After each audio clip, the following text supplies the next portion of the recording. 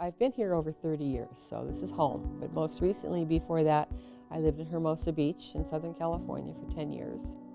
Came up to Citrus Heights in '84 with a job promotion, and bought my house. I've been there ever since. And came to Sacramento not knowing the community at all. I mean, it's just kind of happenstance that I ended up in Citrus Heights, but I'm very grateful I did because it's been a good home. One of the great things about Citrus Heights is we have such a variety of housing here.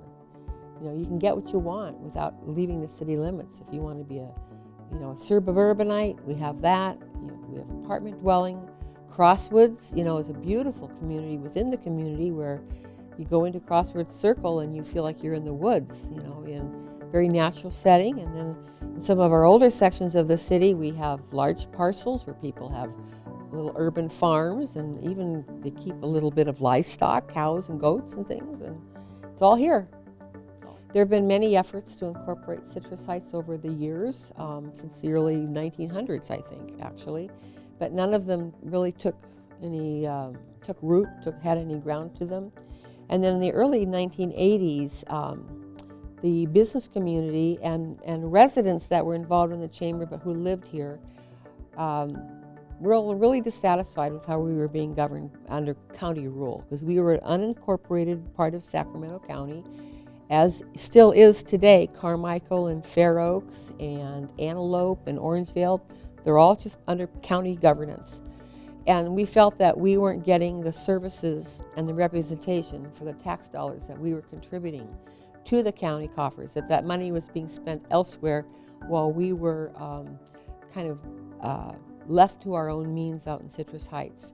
That was kind of the situation then. So I entered in that scene back in the mid-'80s, and the effort for the current incorporation effort that eventually led to cityhood was already underway, but it was in the early stages.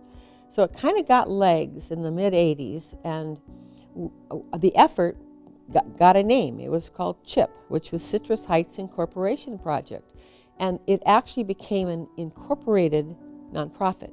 So we had done everything that we needed to do back in the early days to get on the ballot in 1986. And the county refused to put us on the ballot because they didn't want us to incorporate. They hadn't had an incorporation in Sacramento County in decades, and they did not want this to happen. They accused us of balkanization, another layer of government, all these arguments against it. And so they technically broke the law, but we had no money. We're just a grassroots ragtag group of local people. We had no money to fight them. It was always a David and Goliath story, always, and that's why I think life is so precious to us in Citrus Heights who lived through all of that, and why we think it's so important that this history not be lost, because we fought hard to be what we are today.